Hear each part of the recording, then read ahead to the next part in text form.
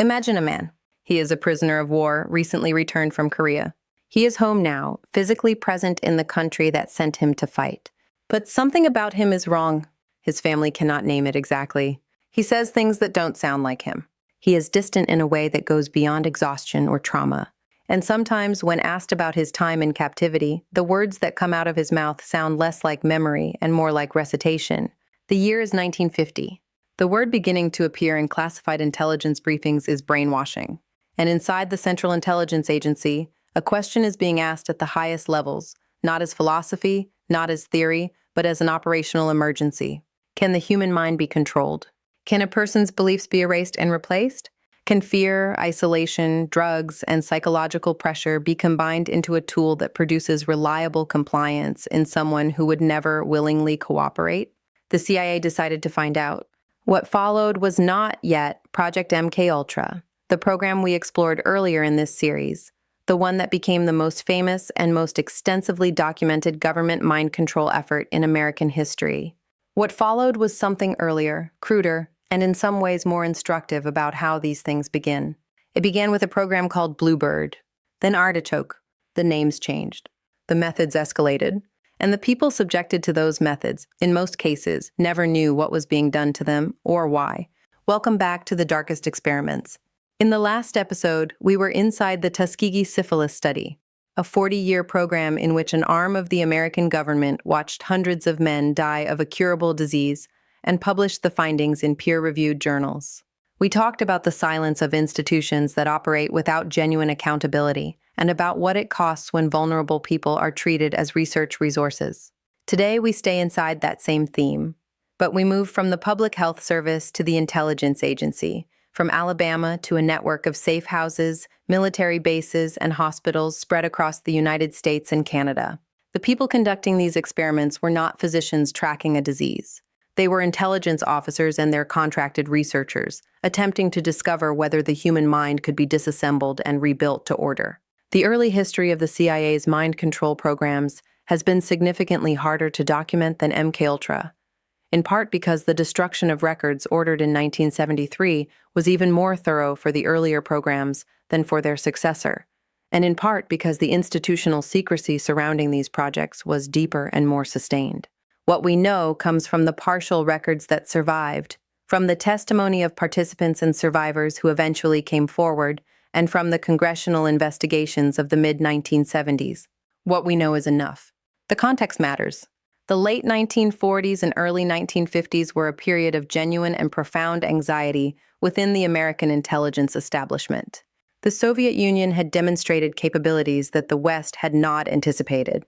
American POWs returning from Korea were exhibiting behaviors that intelligence analysts could not explain through conventional psychology: apparent conversions of belief, confessions to crimes that had not occurred, propaganda statements delivered with conviction by men who had shown no prior signs of ideological sympathy. The working hypothesis, unsupported by serious evidence but compelling in the climate of the time, was that the communist powers had developed techniques for the systematic alteration of human belief, that they had found a way to reach inside the mind and rearrange its contents. The CIA's response was not to dismiss this hypothesis. It was to pursue it. If the enemy had these capabilities, the United States needed to understand them, and if possible, match or surpass them. Project BLUEBIRD was formally approved in 1950.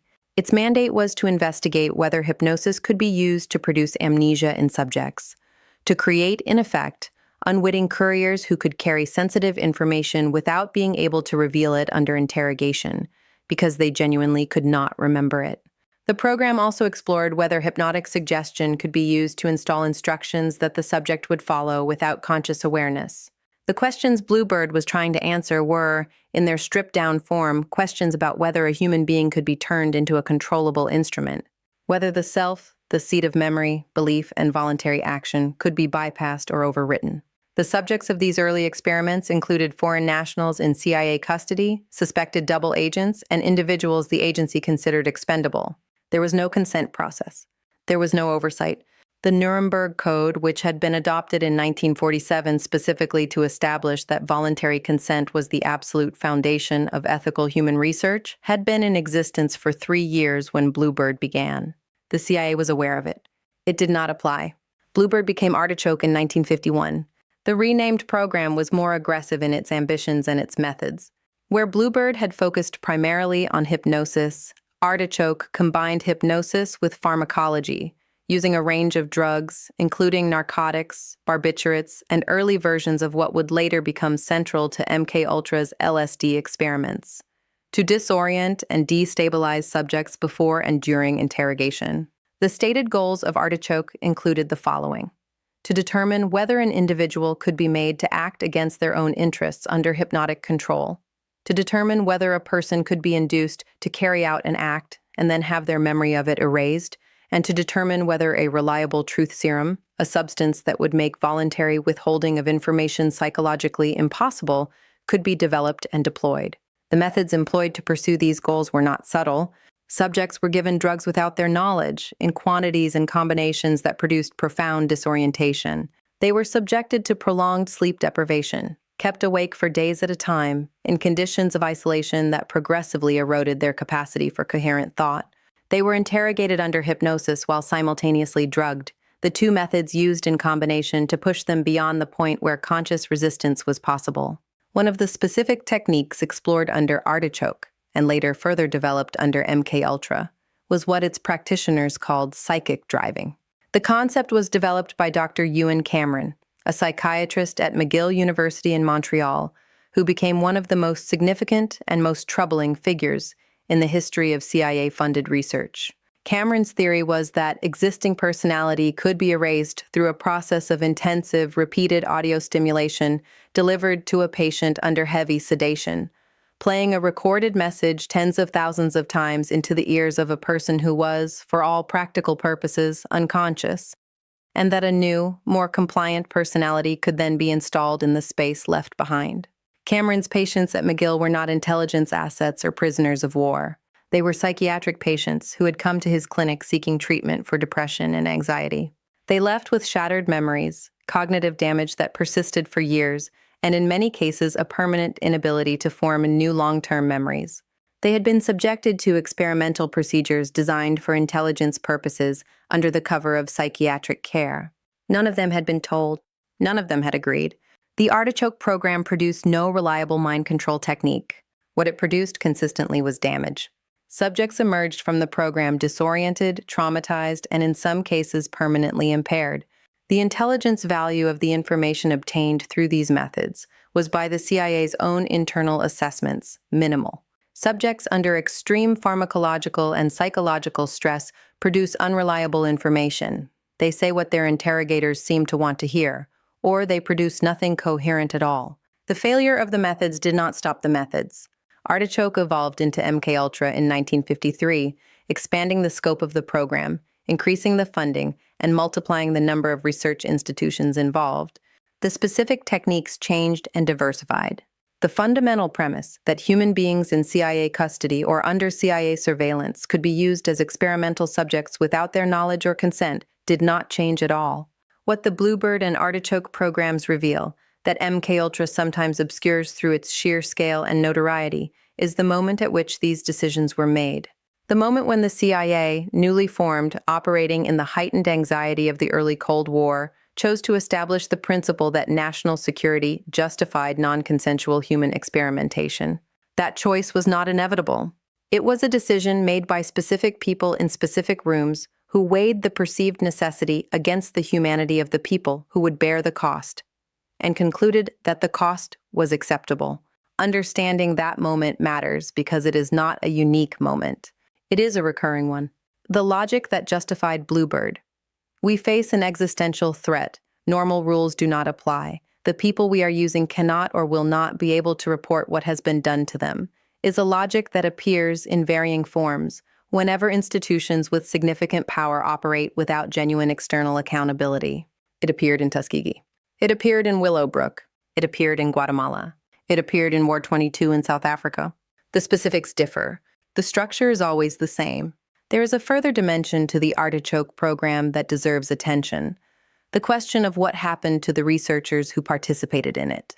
Cameron continued to publish. He was elected president of the American Psychiatric Association in 1952 and of the World Psychiatric Association in 1961. His standing in the field was not diminished by what he was doing in his laboratory. It was, if anything, enhanced by the resources that his CIA funding made available to him.